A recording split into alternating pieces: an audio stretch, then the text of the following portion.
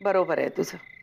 पती निधनानंतर स्त्रीने केशवपन करावे हे कोणत्याही शास्त्रात लिहिलेले नाही. कुंकू पुसावे, दागदागिन्यांचा त्याग करावा, चांगले चुंगले खाणे सोडावे असेही कुठे लिहिलेले नाही. आणि लिहिले असते तरी ते चूकच. पण स्त्रीने साऱ्या भावना नैसर्गिक उर्मी मारून शरीर आणि मन काष्ठवत करावे ही तिचा गैरफायदा घेणाऱ्या पुरुषांची युक्ती आहे. म्हणजे पत्नी गेल्यावर पुरुषाने लगेच दुसरे लग्न करावे. माझेच उदाहरण आहे की ताजे. आणि माझे शिळे.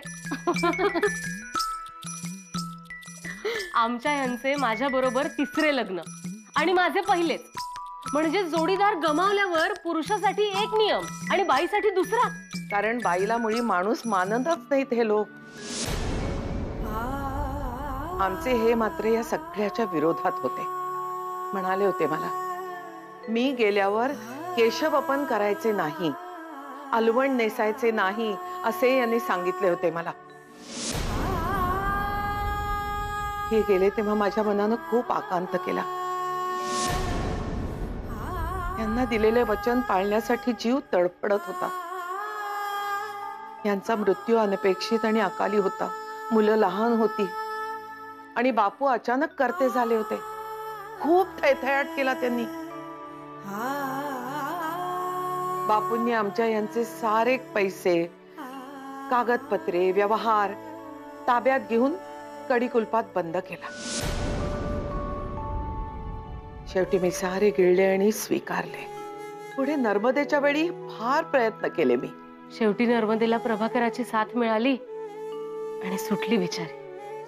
हो, मी पुण्याला गेले, त्यांच्या बरोबर राहिले. विधवा पुनर्विवाह मंडळाचे, सावित्रीबाई फुल्यांचे काम जवळून पाहिले. यांना दिलेले वचन उशिरा का होईना पण पूर्ण करण्याचा निश्चय केला मी. केस तर पुण्याला असतानाच वाढवले होते. इकडे अगदी धक्का नको म्हणून लपवले होते. पण आज देवळात बायकांच्या शाळेची सुरुवात झाली. धीर आला. सारा गाव बापूंच्या विरोधात गेलाय. बापूंच्या विचाराची हार पाहिली आणि 10 हत्तींचं बळ आलं माझ्या. म्हणूनच मी या रूपात आले. आणि आता माझ्या नवऱ्याची दुसरी इच्छा पूर्ण करतेय या अशा वेशात येऊन.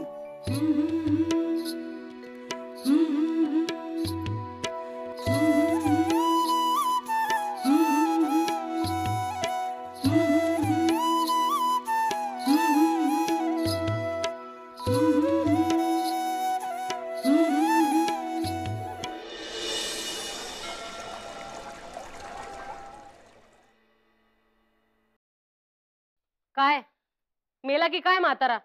आईच्या अशा वागण्याने लवकरच मरतील बापू. काकू हे काय वागणे झाले? अशी कशी सवाष्ण होईल? कुंकू काय लावते, दागिने काय घालते आणि लुगडं काय नेसते? आई नाही छे, बापूनी हे सगळं पाहिलं ना तर अख्ख्या गावाला आग लावतील. आले मोठे टिकोजीराव. आणि काय रे नारायण, रुक्मिणी वहिनी म्हणजे तुझी आई विधवा होण्यापूर्वी कुंकू लावत होत्याच ना त्या? दागिने घालत होत्याच ना? काठा पदराचे लुगडे नेसत होत्याच ना त्या? मग आता काय वेगळं करतायत? अरे अलवण आणि केशवपन या विकृती होत्या. या बापूंसारख्या दळभद्री माणसांनी आम्हा बायकांवर लादलेल्या. माणसाला माणसासारखे जगू द्यायचे नाही आणि धर्माच्या आणि परंपरेच्या नावावर गाव पेटवण्याच्या गोष्टी करायच्या. याला काय अर्थ आहे? नाही, रुक्मिणी वहिनींना कोण काय करतं ना ते मी बघतेच आता.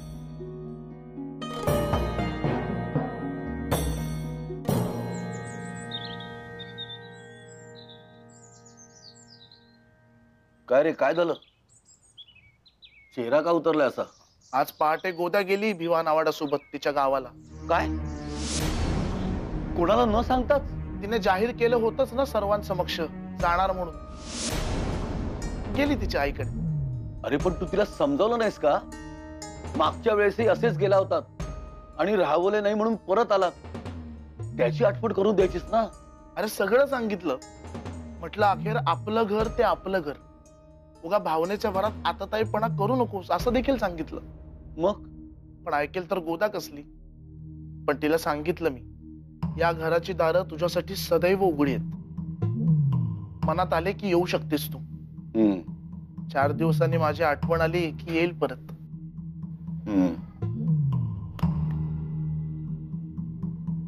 नक्की येईल.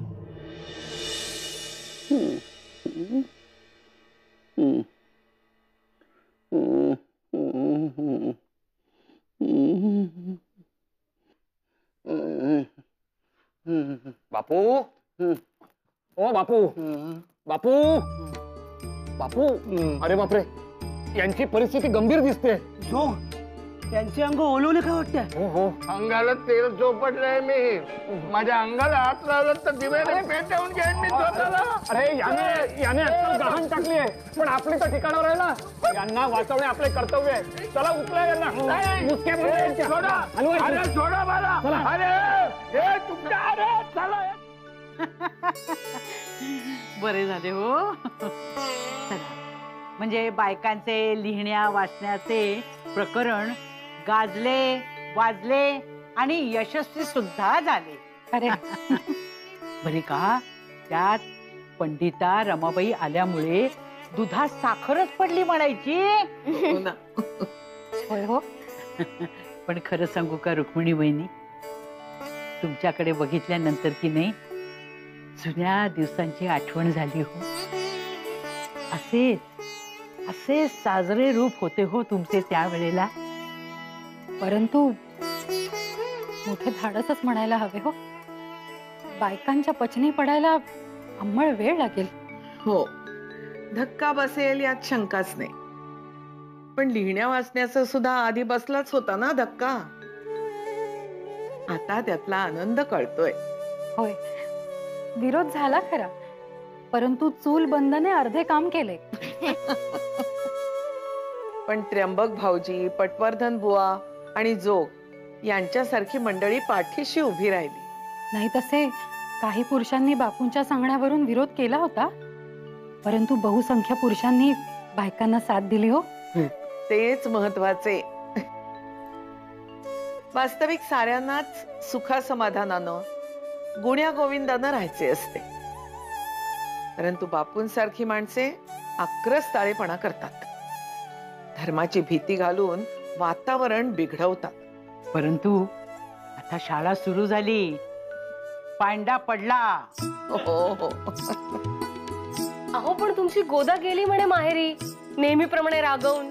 अहो नेहमीप्रमाणे परत येईल, प्रश्नच नाही. पण मी काय म्हणते, एक गोड गाणं होऊन जाऊ द्या ना.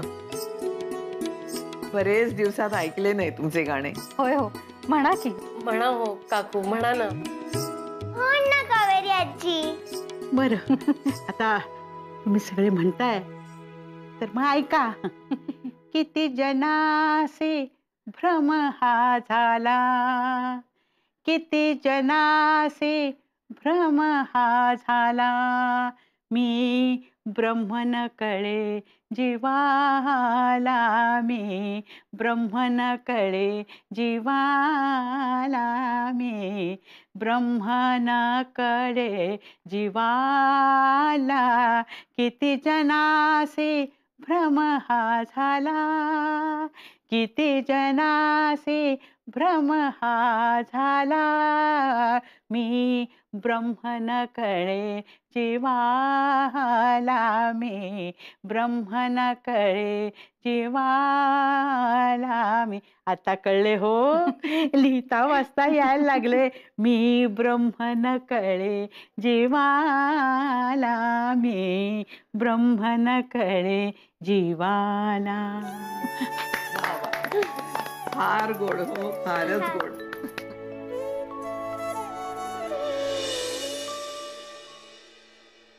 काय झाले शंकररावाचे? डांबून ठेवले आत, जबरदस्तीने लिंबू सरबत ओतले खशात. हे बरे केले. शंकर हे धूळ देवळातून उचलून या खोलीत आणून डांबले. हो, पण अशी जबरदस्ती किती दिवस करणार? हे नाही चालणार. अहो चालेल तेवढे दिवस चालवायचं. सध्याच्या परिस्थितीत हाच एक उपाय आहे. हो अहो नाही तर स्वभाव असा आहे याचा की आता मरतो मरतो म्हणून बोंबलेल आणि मेल्यावर तुमच्यामुळे मी मेलो असे म्हणायला भूत होऊन येईल. काका काका अरे काका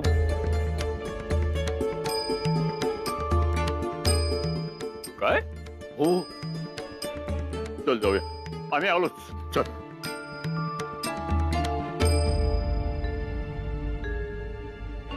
कुठे गेले हे अचानक? काय झाले असेल? बरे, उद्या स्पर्धा सुरू होणार आहे. मग कोण कोण काय काय करणार आहे? अगो, हे आधी सांगितले तर ती स्पर्धा कसली?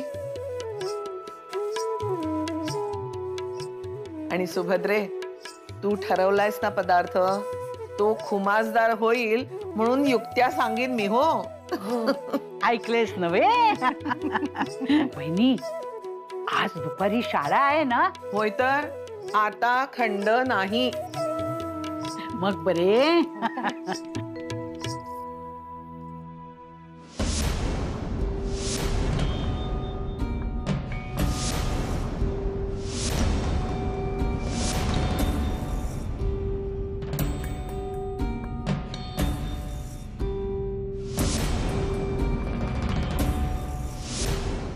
नाही म्हटले, असे अचानक कसे काय निर्णय केलेत आपण?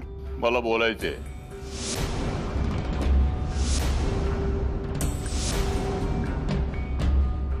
माझ्या या नवीन अवताराबद्दल. हो, नारायण माझ्याकडे धावत आला आणि म्हणाला की रुक्मिणी वहिनींनी रूप पालटले आहे. त्यांनी लुगडे नेसले, हे योग्य नाही.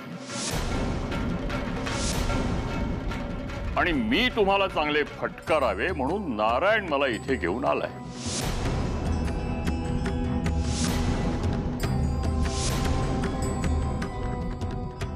नाही, बोला तुम्ही, विचारा. माझ्याकडे सगळ्याची उत्तरे आहेत, ती ऐकावी मात्र लागतील. एकतर्फी निवाडा कराल तर ते नाही जमायचे. आधी स्पर्धेपुरते लिहाय वाचायचे, मग शाळेचे आणि मग शिक्षणाचे वेळ आणलेत तुम्ही या गावात. आणि हे आता तर काय रूपच पालटले. म्हणजे सगळ्यावरच कडी केली. नाही तर काय? अहो, स्पर्धेनंतर हे सगळं संपेल म्हणून मी होकार दिला, पण तुम्ही तर कहरच केलात. तुमचं हे एकूणच प्रकरण संपणार नाही तर आता सुरू होईल. सारे चुकीचे करता आहात तुम्ही. अहो, पती हा स्त्रीचा परमेश्वर. तो स्वर्गवासी झाल्यावर त्या विधवेने केवळ प्राण धारण करून राहावे. तिने शृंगार करू नये म्हणून केशवपन आणि एकाच रंगाचे आलवण. तिच्या देहाच्या वासना मराव्यात म्हणून शिळे पाके खाणे आणि जमिनीवर झोपणे.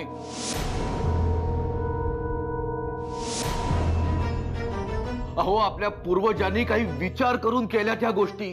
प्राण धारण करावेत, पण स्वतःसाठी नाही, आप्तांच्या सेवेसाठी विना तक्रार राबायला. आणि तिच्या नव्हे, पण त्यांच्या वासना शमवण्यासाठी एक हक्काचे साधन असावे, हीच पूर्वजांची दूरदृष्टी ना नारायण.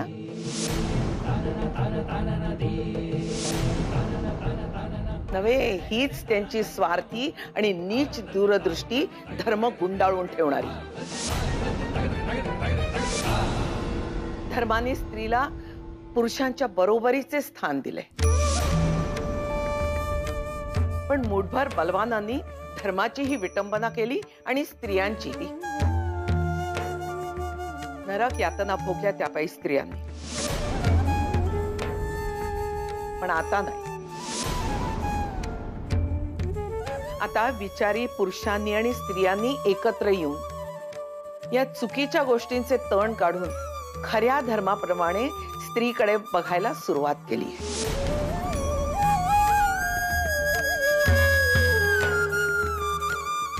त्याचसाठी मी आलोय. म्हणजे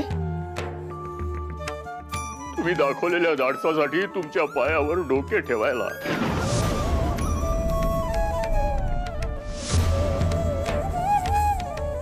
काका हो,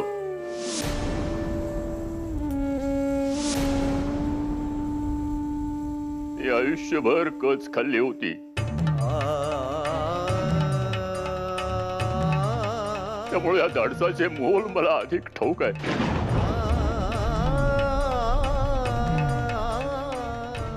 आणि हे प्रकाशाचे दिवस माझे डोळे मिटायच्या आधी मला पाहायला मिळत आहेत याचा मला आनंद आहे.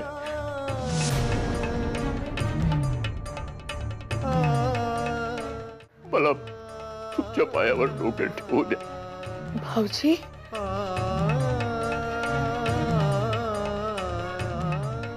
नाही, माझे हात जोडून विनंती आहे तुम्हाला, तेवढे मला करू द्या.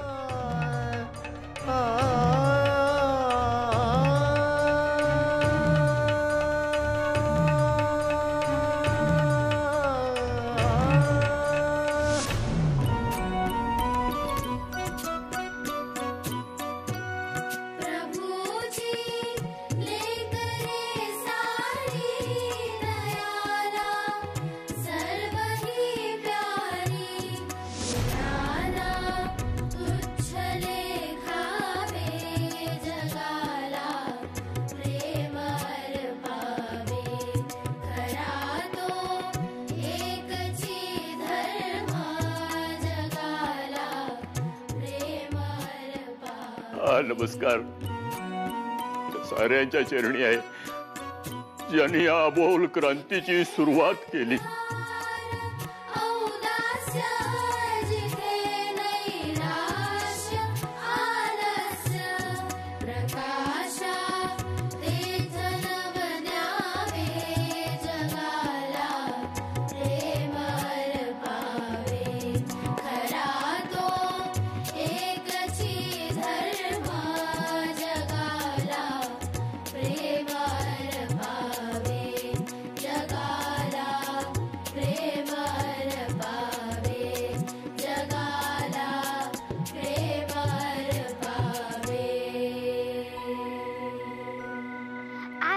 खूप छान वाटते.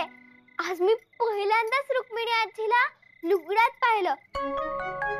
तिला नेहमी अलवणातच पाहायची सवय झाली. तिने 2-3 वेळा मला समजावून सांगितले होते की नवरा गेल्यावर बायकोचे केशवपन करतात आणि तिला अलवण नेसायला लावतात. अशी दुष्ट प्रथा आपल्याकडे रुजली आहे. पण मला कळलेच नाही असे का करायचे. हो, तो खूप मोठा विषय. पुण्या मुंबईत त्या विरोधात समाज सुधारक आवाज उठवते. तुझ्या आजीने मात्र मोठेच धाडस केले. हे साऱ्यांच्या पचनी पडण्यास वेळ लागेल. पण आजी घाबरणार नाही, कारण योग्य काही करताना माणसाने भिवू नये असे आजीच म्हणते. घाबरावे फक्त आपल्या सदसद विवेकाला. पण त्याचा अर्थ मला कळला नाही. कळेल हळूहळू. काही गोष्टींचे अर्थ आपले आपणच जाणून घ्यायचे असतात. तुमच्या आजीने मोठे पाऊल उचलले, पण माझे आप्पा मात्र अजून विचित्रच वागतायत. तुम्हीच तर म्हणालात ना, आपण आपली वाट बदलायची, पण त्यांचा सन्मान ठेवून. हो, पण पाऊस सुरू झाला की मला फार आनंद होतो. बाप म्हणेले की लाडकी होऊ नको, जाशील पर घरी वेडी माया लावू नको. बाप म्हणेले की तू धर्माची पायरी, सून सत्तेची पायरी, वयनी आणि त्यात मिसळलेला हा ओव्यांचा आवाज ऐकतच राहावेसे वाटते. पण या ओव्या आल्या कुठून? अहो, हे बायकांचे वैभव आहे. पहाटे उठून दळण कांडण करणारी गृहिणी, सगळ्यांच्या आधी उठते आणि सगळ्यात शेवटी झोपते. अहोरात्र ती घरासाठी, आपल्या माणसांसाठी एका लयीत काम करत असते. ती जाते फिरवते, ताक मेढीवर ताक घुसळते, रहाट चालवून पाणी भरते. ती कामातली गती आणि लय तिच्या मनात मुरते आणि ओठावर येते आणि तिची सखी होऊन ओवी अवतरते. तिचे सुख, तिचं दुःख, राग, लोभ, तिची माया, या साऱ्यात भिजते तिची ओवी. म्हणून तर इतकी गोड लागते कानांना. सासऱ्यांची येऊ द्या मांडवा, हात लागू दे लाडवा शांताताईचा.